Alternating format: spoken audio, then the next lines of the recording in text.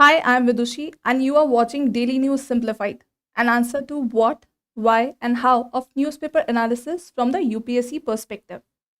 Today, we have taken up important articles from the Hindu, from the Indian Express, and the Business Line newspaper.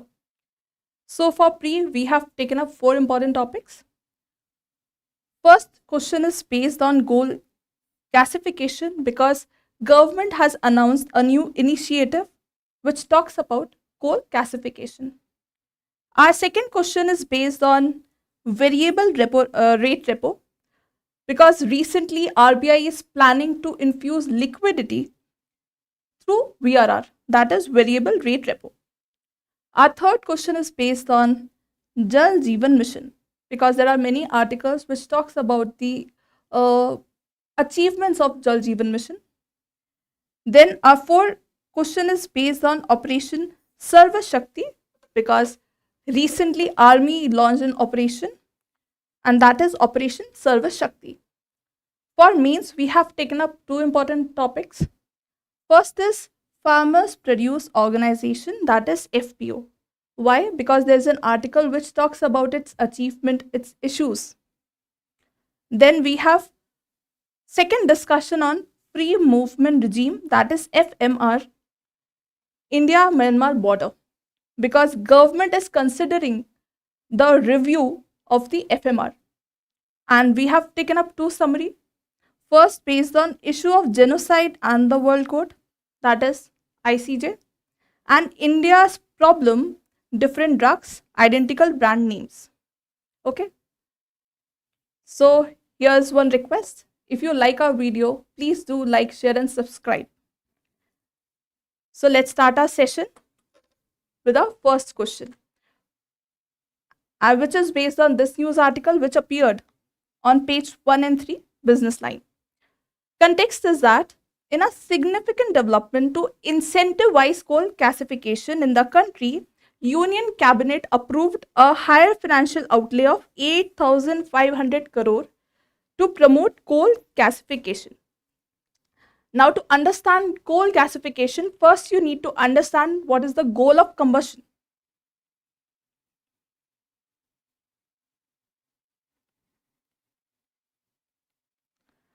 See, goal of combustion is to produce the maximum amount of heat, possibly by oxidizing all the combustible material. Okay, that is goal of combustion. Now, what is goal of gasification? Goal of gasification. Its goal is to convert all the combustible material into combustible gases like hydrogen, carbon monoxide, methane. That is goal of gasification. Got it? So this scheme talks about coal gasification. Now let's quickly see the important aspects associated with coal gasification scheme. This project will be divided into three categories. The first category is linked with government PSUs, only for government PSUs. And its budget is 4,050 crore and where one can take up to 3 projects. And for each project, lump sum grant is of 1,350 crore or 15% of the capex, whichever is lower. This is first category. Second category is, this is associated with private sector as well as government PSUs. First is specific to government PSUs and this one is for private sector as well as for government PSUs.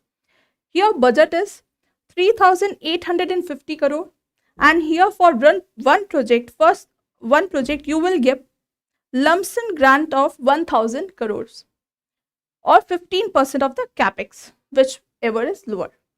Third category is associated with small scale product based gasification plant, and these plants majorly revolve around indigenous technologies.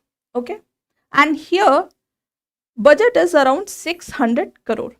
Okay, and our aim is to achieve coal gasification of 100 million tons by 2030. So our aim is to achieve coal gasification of 100 million tons coal by 2030. So these are the important aspects associated with coal gasification scheme. Now, why we have taken up? Because UPSC has been asking question based on process related to renewable energy.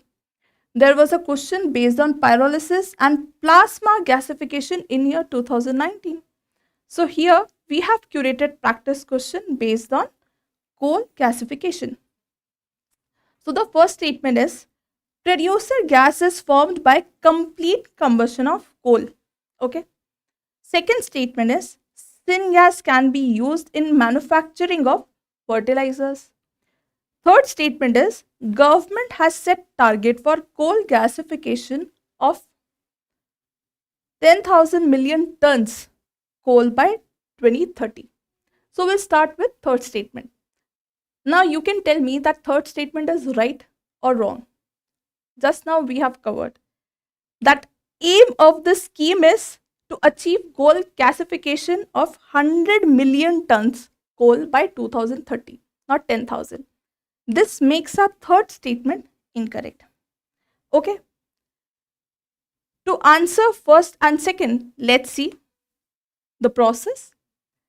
When you burn coal with air, if complete combustion is there, so CO2 will release. If you burn coal with controlled oxygen, then incomplete combustion is there. What we will get? We will get producer gas or coal gas. That is carbon monoxide plus N2. This is producer gas. Now let's come to the first statement. Producer gas is formed by complete combustion of coal. Now this is incorrect. Yes. Not by complete. Incomplete combustion of coal. Second statement is syngas can be used in manufacturing of fertilizer. Now let's see what is syngas.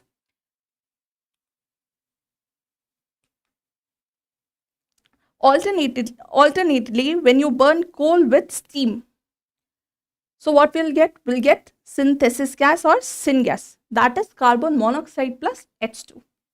Okay. And you can make variety of things by using this gas like methanol, methane, ammonia based fertilizer. Okay. Now let's come to the second statement. Syngas is used in manufacturing of fertilizer. Yes, true. Ammonia based fertilizer. Just now we have seen. This makes our second statement correct. So only one statement is correct here. So our answer is option A. Only one. Now let's come to the second question. Our second question is based on this news article again from Business Line. It appeared on page number 1. Context is that Reserve Bank of India will infuse liquidity amounting to rupees 2.50 lakh crore via 15-day variable rate repo, that is VRR auction, as the overall liquidity deficit in the banking has widened. Got it? This is the context. Now you know that monetary policy question based on monetary policy is very important, and UPSC has been asking question on same theme. 2020 there was a question on monetary policy. So here we have taken a practice question on liquidity management. So here you are provided with two statements and you need to find out the correct one. First is variable reverse repo rate helps the Reserve Bank of India to squeeze liquidity from the economy. Second, variable repo rate allows, that is VRR, variable reverse repo rate, and this is VRR, allows bank to borrow at a rate decided by market generally higher than the repo rate. To understand what is VRR and VRR, you need to know about what is repo rate and reverse repo rate. So let's see. See, reverse repo rate is rate at which bank and RBI. Repo rate is rate at which bank borrows money from RBI at a fixed rate. Now, this rate is fixed by RBI, and now you can see that most of the borrow money. Okay. Now you can see most of the cash flown from RBI to bank. So definitely liquidity will increase. And if liquidity will increase, that means economy is growing. Economy is growing. And somewhere it will lead to inflation. Got it? Somewhere it will lead to inflation. Not necessary, but somewhere. Got it? Repo rate is a rate at which bank borrows money from RBI. And next is, what is reverse repo rate? Reverse repo rate is, this is bank and this is RBI. Reverse repo rate is a rate at which bank deposit their money with RBI. Got it? Now here, money flown from bank to RBI, definitely liquidity will decrease. Got it? And when liquidity will decrease, RBI use this rate to curb inflation. Got it? So it will, RBI will use to curb inflation. Got it?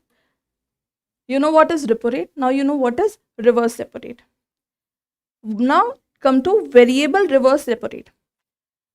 Variable reverse repo rate is that many of times RBI desires to squeeze liquidity from the market, but bank may not eager to deposit their money with the RBI at a fixed rate. That is reverse repo rate. Got it? Why? Because market rate is higher than rate fixed by RBI, that is reverse repo rate. So to tackle this issue, RBI came up with variable reverse repo rate. Now in this rate is fixed by market and not by RBI through auction. And this rate is generally higher than reverse repo rate. Got it? Now let's see what is variable repo rate. Now many of times RBI desires to infuse liquidity in the market. Got it? But bank may not eager to borrow money from RBI. Why? Because market rate is lower than repo rate, that is fixed by RBI. So to control this or to curb this problem, RBI came up with variable repo rate, that is VRR.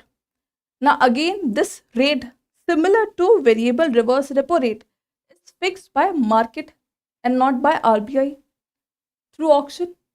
And this rate is generally lower than repo rate. Got it? So you know what is repo rate, reverse repo rate, variable reverse repo rate, variable repo rate. Got it? Now we'll solve our MCQ. So the first statement is, variable reverse repo rate helps the RBI to squeeze liquidity from the economy. Just now we have covered. RBI desires to squeeze liquidity from the market, and earlier banks were not interested because market rate was higher than reverse repo rate. So RBI came with VRR, and in this rate is higher than reverse repo rate or market rate.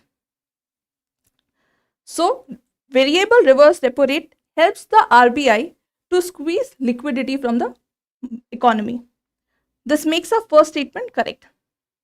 Second statement is, variable repo rate allows bank to borrow at a rate decided by market, generally higher than repo rate.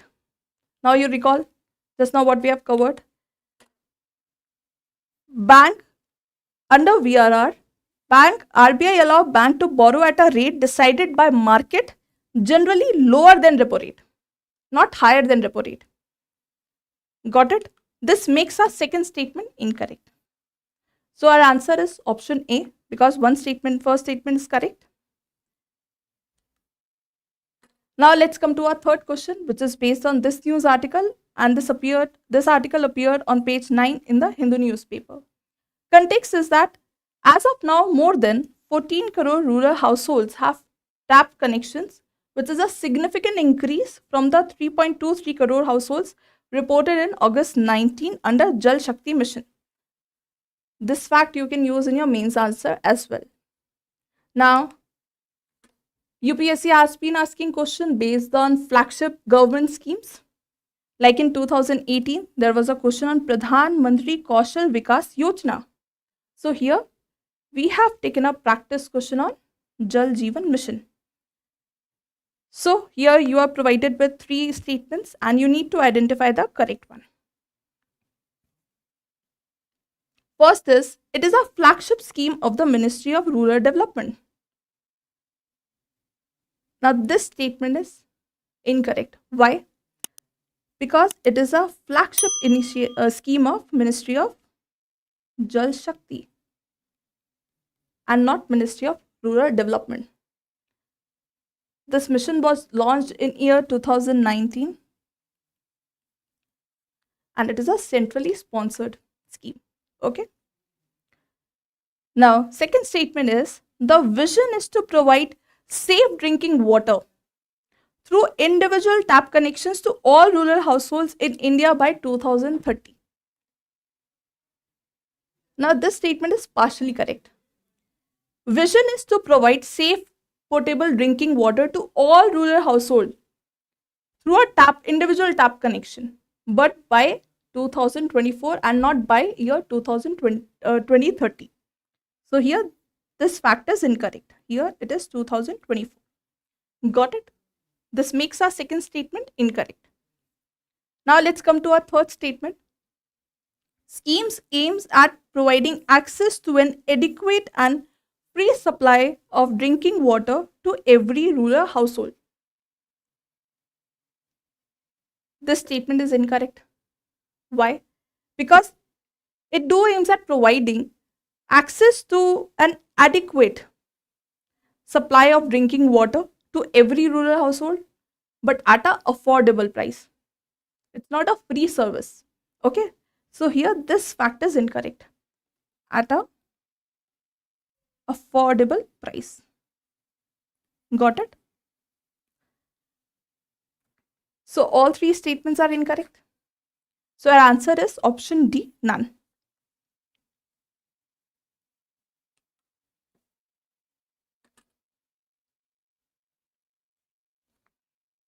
You can take screenshot of this slide. We have already provided same in our PDF as well. Now let's come to our last MCQ, which is based on this news article which appeared on page number 20 in the Indian Express. Context is, to counter rising terrorist activities in border Rajouri and Pooch district of Jammu and Kashmir, the army launched Operation Sarshakti, where terrorists operating on both sides of Pir Panjal mountain ranges will be targeted. Got it? Now, UPSC has been asking question related to news about defense, internal security. There was a question in year 2018 about THAAD, Terminal High Altitude Area Defense, which is an American anti-missile system. So here we have curated practice question based on Operation Sarvashakti and Operation Sarvavinash. So the first statement is, Operation Sarvashakti is launched by Indian Army in Manipur to curb the insurgent groups. Just now we have covered it, that it is launched to curb terrorist activities in Jammu and Kashmir. Just now we have covered Jammu and Kashmir on terrorists operating on both the sides of Pir Panjal will be targeted. Got it? So this makes our first statement incorrect. Second statement is, Indian Army launched Operation Sarvavinash, which aimed to eliminate terrorist groups in Jammu and Kashmir. Now this statement is correct. Why? Because Operation Sarvashakti is set on the line of Operation Sarvavinash, which aimed to eliminate terrorist groups in Jammu and Kashmir, and this was launched in year 2003. Okay. Rest details we have given in our PDF. Okay.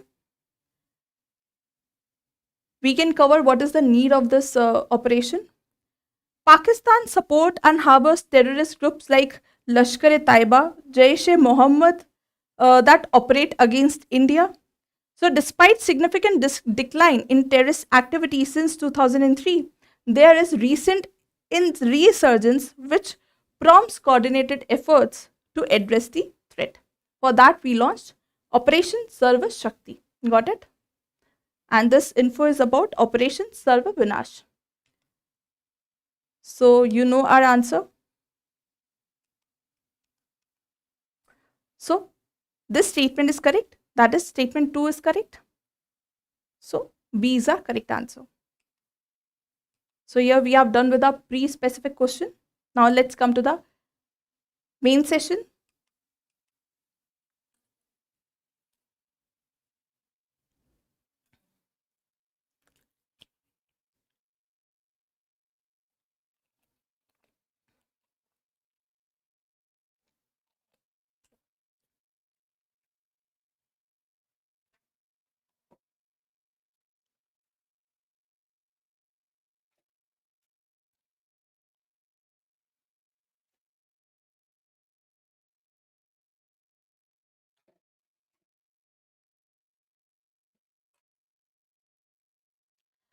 So, our first discussion is based on this news article, which appeared on page number 7 in Business Line. And context is that farmer producer organization and self-help groups. These are two important initiatives taken by government to change the rural development landscape. Got it? And this article particularly talks about the scope and potential of farmer producer organizations. Okay. Now, to understand what is farmer producer organizations, you need to know what is producer organizations. POs. What is producer organization? Producer organization is a legal entity created by primary producers. Now you need to tell me what are primary producers? Like fishermen, farmers, weavers, craftsmen, etc. Got it? All these are primary producers. Now what is FPO, farmer producer organization? FPO is a producer organization where the prime members are farmers. That is farmer producer organization.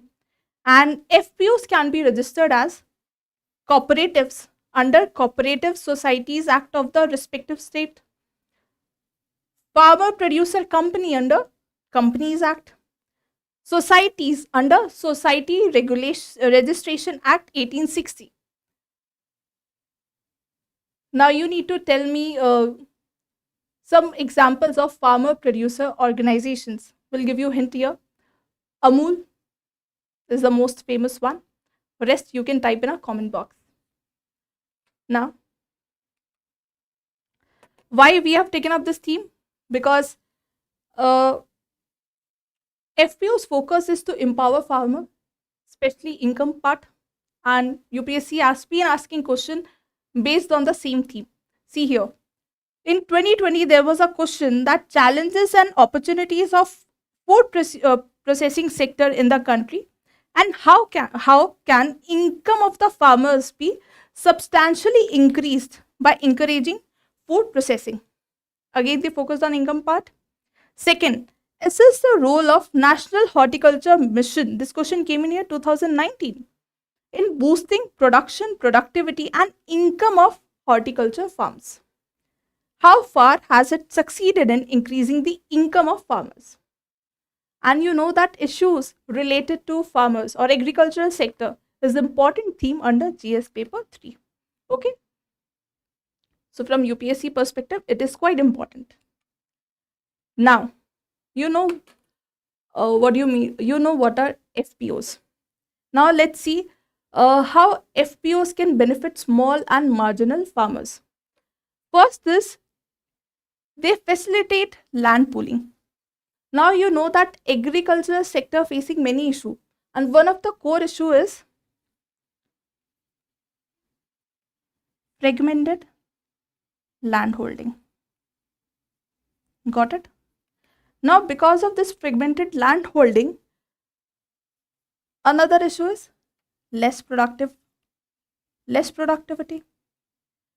So FPO aims at creating a collectivization of land, which help the farmers to make the maximum use of inputs. So definitely with that, productivity will increase and it will increase their income as well. Got it? So now you can see that how by facilitating land pooling, farmers' income can increase by FPOs. Second is reap economies of scale.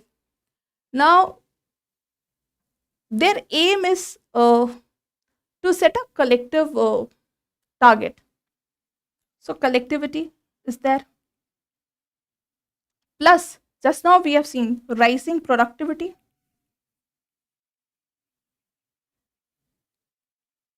So, because of these two, definitely farmers will have more bargaining power. So, their bargaining power will increase. That means they have more bargaining power with respect to their input, with respect to their agricultural products. They have more say over their agricultural produce. And somewhere it will curb the intervention of middlemen. That is the another challenge faced by this sector. You understand this with the help of an example. Suppose any individual farmer is there. That farmer can produce 100 kg of rice. And if suppose FPO is there, that FPO can produce 10,000. Here you can see how their bargaining power will multiply. Got it? Next is provide access to capital. See, getting access to formal credit is another challenge faced by farmers. So by creating FPO, one can solve this problem, that is access to capital. Because FPOs will get loan easily if you compare with individual farmers. Why? Because here less risk is involved. Even institutions, they have more confidence over FPOs than individual farmers because lesser risk of default. Why? Because shared responsibility is there. Got it? So it will ease the process, that is provide access to formal credit or capital. The next is it create additional opportunities. See, FPOs will make farmer to know about, or they will make aware about market linkages, market risk. They will tell them how to double their yield. What about the new technology associated with agriculture sectors out in the market? Any new seed varieties there in the market? So here you can see that these FPOs, they play a 360-degree role to enhance the performance of agriculture sector. Got it? By creating additional opportunities. Got it? Then we have policy advocacy. By making these FPOs somewhere serve the interests of small and marginal farmers by ensuring that their voices are being heard, their needs are being addressed, by setting collective demand. Collective demands are always better than individual demand. So definitely it will serve the purpose. It will put them in the making of policies. Got it? So these are the benefits associated with farmer producer organizations. Now, having seen the benefit, now let's see what are the initiatives for the promotion of FPOs. First is Small Farmer Agri-Business Consortium. This is an autonomous society under Ministry of Agriculture. And it is a nodal agency at a national level for the creation of FPOs. Okay. So SFAC operates a credit guarantee fund to mitigate credit risk of financial institutions which lend to the FPCs without collateral. They also provides matching equity grant up to 10 lakh to double the share capital of FPCs. This is one of the initiative. Second is NABARD also provides financial support to FPOs through two dedicated funds. First is PODF, second is Produce Fund. First is Producers Organization Development Fund, that is PODF. Another is Produce Fund, that is Producers Organization Development and Upliftment Fund. For what? To promote new FPOs, to support their initial financial requirements. Okay, so these are the initiatives for the promotion of farmers producer organizations. Now we have seen benefits, we have seen initiative. Now let's see challenges associated with FPOs. So the first challenge is complexity in formation of FPO. Let's understand this with the help of SHG example. Why formation of FPO is complex? See, to create SHG, what you need? You need 10 to 20 members, and these members should have common understanding over a set of norms rolled out by SHG. That's all. 10 to 20 members to create SHG. Definitely their process will be easy, less paperwork will be involved. But if you talk about FPOs, for FPOs, it is a very time taking and complex process because it involves a lot of paperwork. Why? Because there's different set of rules, because different agencies are involving which promote FPOs. Let's understand this with the help of example. Suppose SFAC is there, Small Farmer Consortium, just now we have studied. So according to the mandate set by SFAC, to make FPO, you should have at least 1,000 members. Got it? On the other side, we have NABARD. According to NABARD, to create FPO, we should have 100 to 500, 300 to 500 members. 300 to 500 members. Now you can see the stark difference here. Because of this difference, because there is no uniformity. And because there is no uniformity, process is quite complex. And that involves a lot of paperwork. Got it? So, complexity in formation of FPOs. Then we have issues with promoters. Now, what is that issue? See, initially, SHG promoted by NGO, financial incentive provided by NABARD, later part under National Rural Livelihood Mission supported by state authorities or state missions. You can take state missions. And here, both NGO and state missions, they have good and committed approach, or you can say control at the ground level. Got it? Which helps them to scale up the process or scale up SHGs, because they have very good approach at the ground level, very good control at the ground level, grassroots level. Now, if you talk about FPOs, first of all, FPOs promoted by a lot of agencies or organizations, and these, so first issue is that there is no single ownership. Second issue is that all these organizations, they do not have very much or very good control at the ground level, like NGO, like state missions. So it is very difficult for them to scale up. Got it? So here another issue is that issue with promoters. Promoters, like for FPOs, we should have promoters like NGO, because they have very good approach, they have very good command, very good control at the grassroots level, which somewhere helps the SHEs. Next is access to credit. Now, this point we have already covered in benefit part also. It is easy for FPO to get a loan in comparison to individual farmers. But when you will get loan, when you will set good viable business plan in front of bank, then only you will get loan.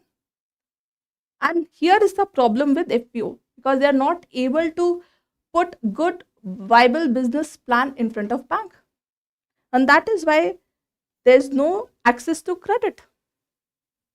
Okay, then next is poor market linkage. Now you know that agricultural sector farmers, they are facing issues with respect to forward linkages. Because of lack of forward linkages, they are not able to sell their produce. And same issue faced by FPOs also. They are also not able to sell their produce seemingly. This is one of the issue. Plus, these FPO, they face tough competition from organized player, consistent player, more powerful players. So because of these two factors, first, lack of forward linkages, that is market linkages. Second, tough competition. These FPOs are not in a very good economic space. So another challenge is poor market linkage. Got it? Then last but not least, professional management. Now, just now we have seen under Companies Act, only farmers can be the member of FPO. That means it avoids inclusion of private companies, private capital. Got it? And to elevate any sector, what you need currently? Private capital. That's true. And what is good professionalism? Good professionalism to tap the best talent. So there is need of inclusivity by including private capital, private companies in the process. So another challenge is professional management. Okay, so these are the important challenges associated with farmer producer organizations. Complexity, lot of paperwork. Why? Because there is no set of norms, there is no uniformity with respect to the membership. Then issues with promoters, their credibility. Then access to credit, lacking viable business plan. Then poor market linkages, lacking forward linkages, plus facing tough competition from opponents, strong opponents. Then professional management. Still, private sectors can't be the member of FPOs. So these are the important challenges. Now, what should be the way out? See, promoting FPOs should not be the single process or one-time process. There is a need of continuous, or you can say strong hand-holding with respect to the formation, with respect to organization. Though government has taken lot of initiatives to support financially, but need of a hour is strong hand-holding with respect to formation, organization. And how government can do? Government can do by providing continuous and constant support till FPOs become financially viable and independent. Okay? So, this is the way out. Other suggestions? There should be efficient selection mechanism. There should be a need for proper selection mechanism for their promoters, organization, as well as members based on merit. Got it? Then second is, there should be skill and product differentiation. Optimal composition with participation of members having different skill is important to reap the gain based diverse expertise. Then definitely collaboration with NGO is essential as they can play crucial role in development of FPOs. Okay, so these are the important suggestions, and you know the way out. Continuous land holding is required. Then FPOs became financially viable and independent. So that's all with respect to FPOs. If you have any doubt, please drop your doubt in our comment box. Now let's come to our another main topic.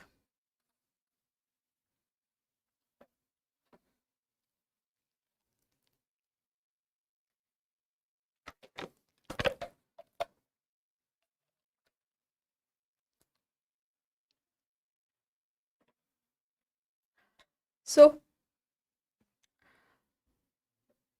this discussion is based on this news article which appeared on page number 10 in the Hindu newspaper.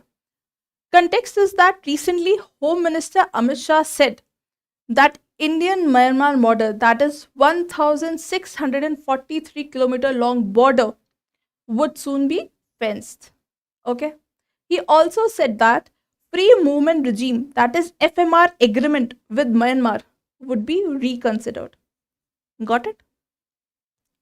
Now, as this article talks about India and Myanmar, and India and its neighborhood relation is important theme under GS paper 2. It also talks about security challenges. That's why Amit Shah said that free movement regime agreement with Myanmar would be reconsidered. And this theme is mentioned under GS paper 3. So from UPSC perspective, free movement regime is quite important. So now let's see. Free movement regime. Before that,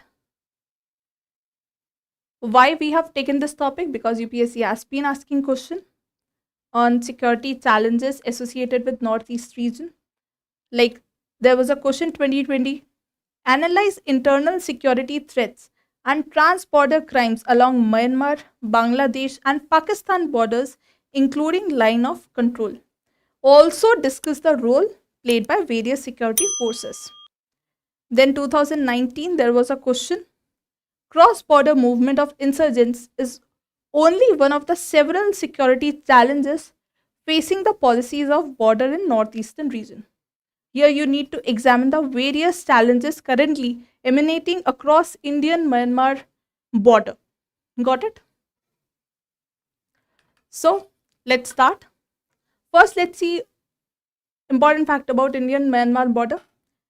It runs in 4 states: Mizoram, Manipur, Nagaland and Arunachal Pradesh. Okay, 4 states. And peculiar characteristic of this border is that it is porous. That means it is not fenced. And why it is not fenced is our next question. Because people on both the sides of the border, they share linguistic, ethnic, cultural, fraternal linkages. Because of that, this border is porous. It is still unfenced. Got it? So, to monitor such a porous border, it's a very daunting task.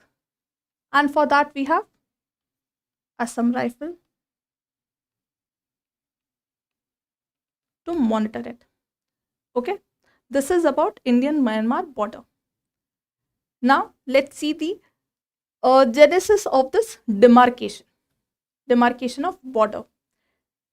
It all started with, let me write down a few important years for you.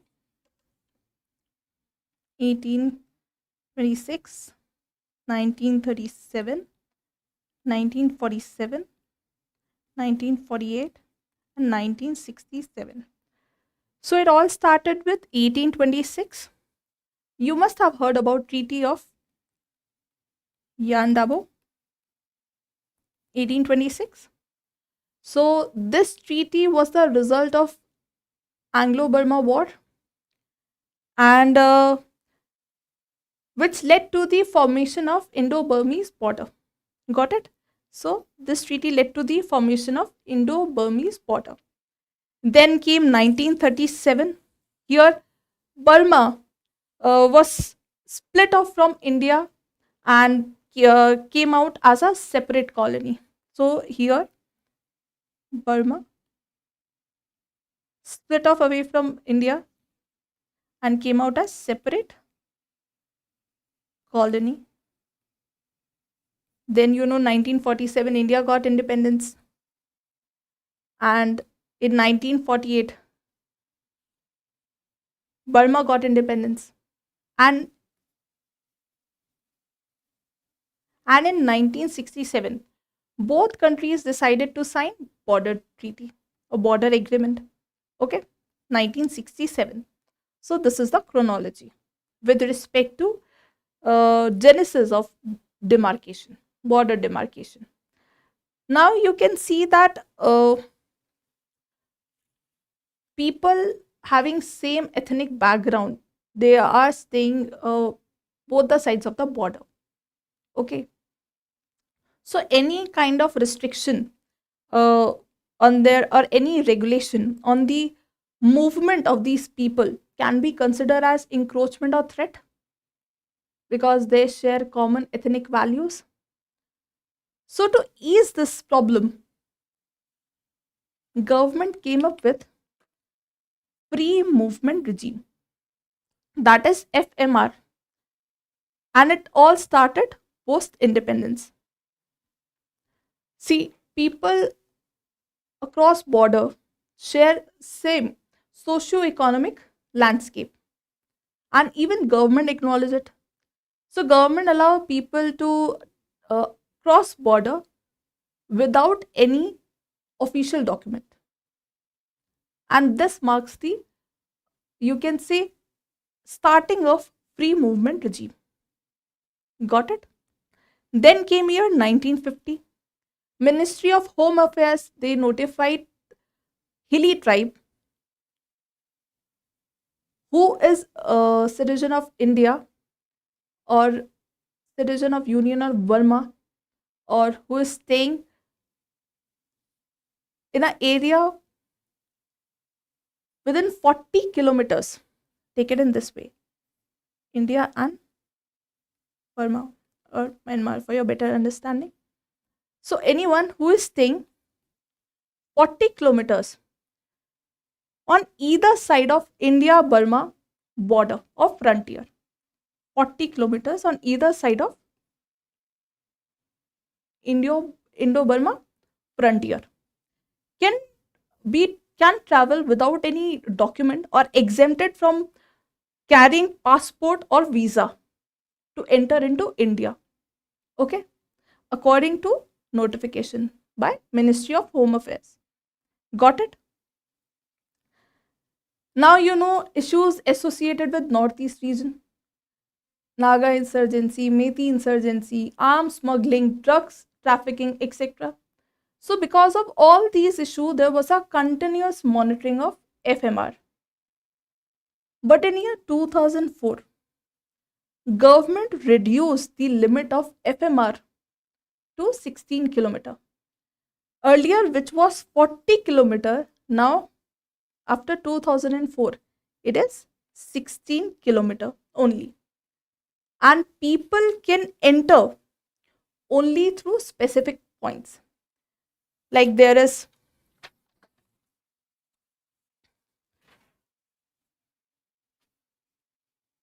let me change the color.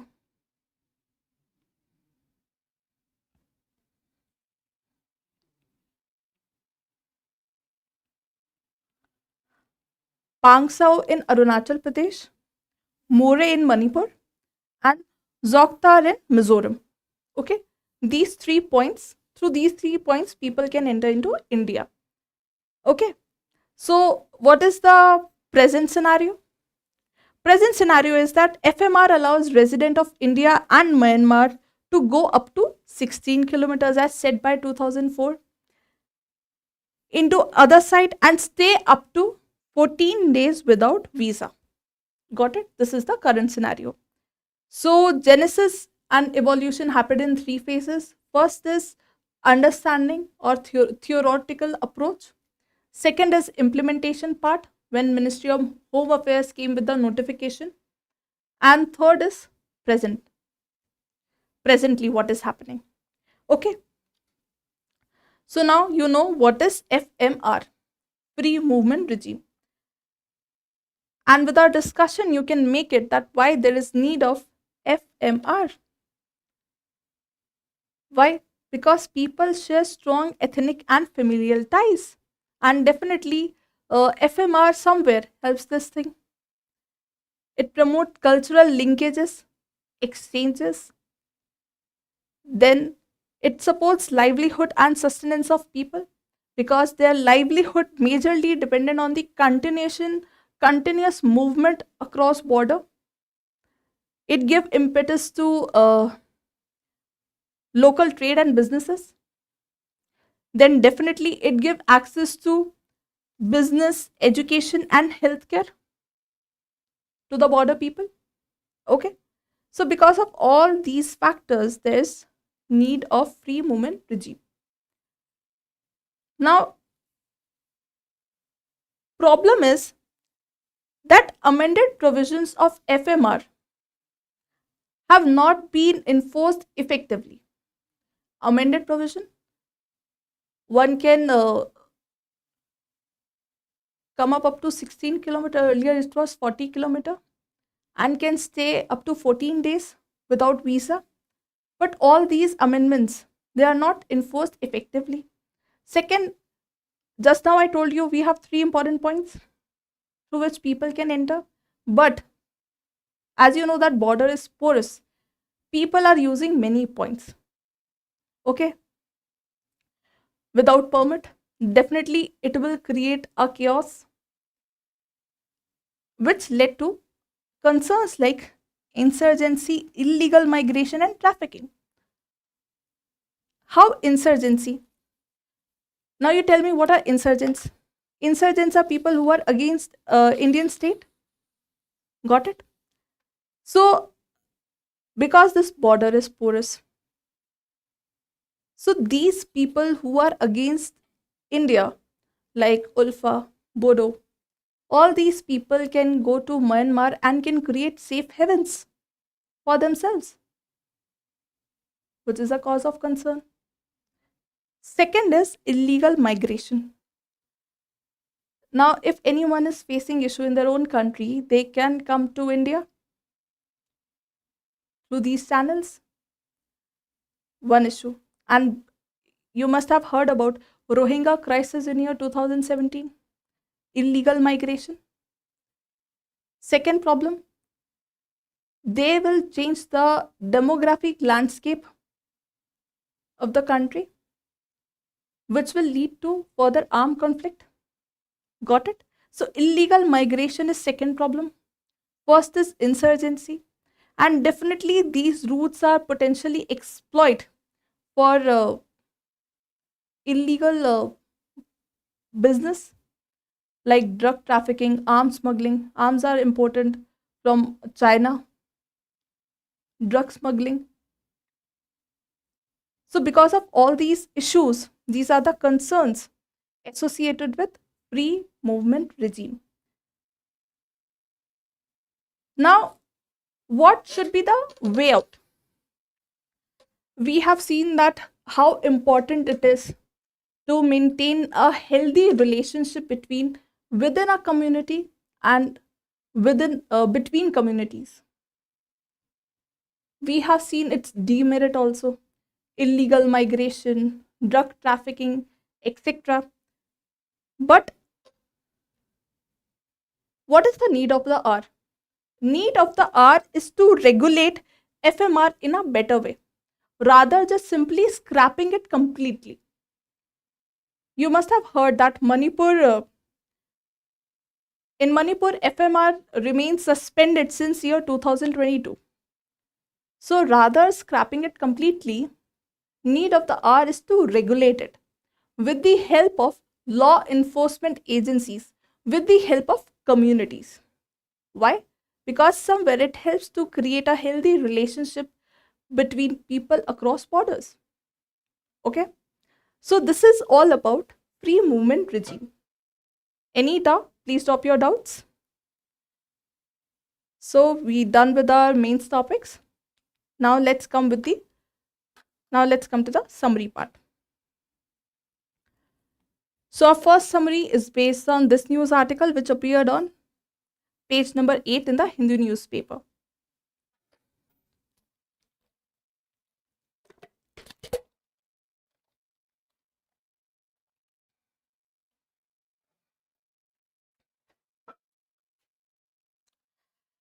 So title is Issue of Genocide and the World Court. So basically this article talks about the legal proceedings between South Africa and Israel. Yes, at the International Court of Justice. Regarding what? Regarding Israel military operation in Gaza. So South Africa initiated legal proceedings against Israel in International Court of Justice, accusing Israel of violating genocide convention in its military operation in Gaza. And as of now, the court is yet to issue a ruling on the provincial measures. Okay. Now, this case generated significant international attention. Bangladesh and Jordan expressed support for South Africa. Germany announced an intervention in support of Israel. United States, United Kingdom, and France, they oppose South Africa's application. You can see that stand of various countries here. Then what South Africa is expecting? Expecting an immediate cessation of military hostilities. Immediate cessation. Now, article also highlights issue with ICJ. Limitation of ICJ is that a non-state actor cannot be brought to the ICJ. Proceedings involving Hamas, that is non-state actor, could occur at International Criminal Court, that is ICC, and not ICJ. Okay. So the outcome of ICJ decisions will play a crucial role in shaping perception of the effectiveness and legitimacy of international law in addressing conflicts. Got it? So this is the summary of this article. Now next summary is based on this news article. Title is India's Problem, Different Drugs, Identical Brand Names. The title you can make it. That context is that problem is limited to identical names.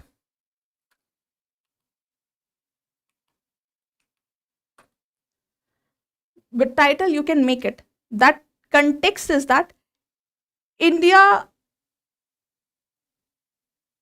has the problem of identical brands names being used for different drugs to treat different medical condition.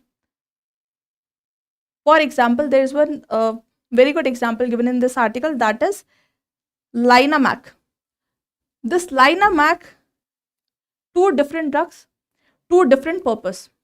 So Linamac 5 is used to treat melanoma, that is a type of cancer. Another Linamac is used to treat diabetes. You just imagine if Linamac 5 is given to diabetes patient and Linamac is given to the cancer patient. How disastrous it is. Yes. And problem is not limited to identical name. It also extends to similar names that are phonetically and visually similar. For example, Medzol, it is a sedative, used as sedative. Then Medpol, there is a difference of Z and P that sells as a paracetamol. Then Medrol is there, that is a asteroid. Then we have Metrozole, which sells as a antibiotic. You just see there's only differences of only one capital, one letter. Medzol, Medpol, Medrol, Metrozole. So how it is a cause of concern? It is a cause of concern because it will increase the potential risk with respect to patients. How? See, identical names and similar names definitely will lead to a state of confusion, which will potentially harm the patients. Why? See, first, all the prescribed medicines or all the packaging of drugs available in India, they are mainly given advice in English language. They have given main advice in English language, and this language spoken by less than 10% of the population. So for 90% of the population, still it is difficult. Second, Indian pharmacies are poorly regulated. There is no single monitoring mechanism to regulate Indian pharmacies. So because of these two factors, there is a possibility of increase or possibility of errors in dispensing drugs. Got it? Second is lackadaisical approach by Ministry of Health. See, Ministry of Health still could not able to figure out a mechanism to solve this problem. They still not able to yet establish a system to distinguish between identical drugs name. Even after repeated intervention, like by Supreme Court in year 2001, by 59th report, which came in year 2012 by Parliamentary Standing Committee on Health and Welfare. Got it? And this inaction persists despite other central authorities like Registrar of Companies and Office of Registrar of Newspaper. These two, they have given system to ensure that not two companies or not two publications have identical name or identical or similar names. When these two can provide such system, why Ministry of Health Affairs cannot? Okay. Another concern given in this article is that lack of database of pharmaceutical brand names. According to Ministry of Health brought in the Drugs and Cosmetics 13th Amendment Rules 2019. According to this rule, any drug company or any drug dealers or drug manufacturing companies, they need to check and confirm that their new drug is not similar or confusing with the existing drug name. Got it? According to this rule 2019. So for that, they need to check trademarks registry, central database for brand name, trade name of drugs maintained by Central Drug Standard Control Organization, that is CDSCO, literature, references book on details of drug formulations in India and internet, etc. So they need to check in all these category to figure out that their new drug is not similar to the existing one, or a new drug is not having name which is confusing with the existing one. But problem with India is that we do not have common database of all pharmaceutical brand names. And because of that, it's difficult for them to map that new drug is similar to existing one or not. Another problem is India has no data on prescription errors. Only after maintaining such a database, Ministry of Health can start the reform process by replicating USA, UK, etc. So, these are the concerns associated with similar brand names, medicines with similar brands, similar names. And that's all for today. If you like our video, please do like, share and subscribe. That's all. Stay tuned for more such updates. Thank you.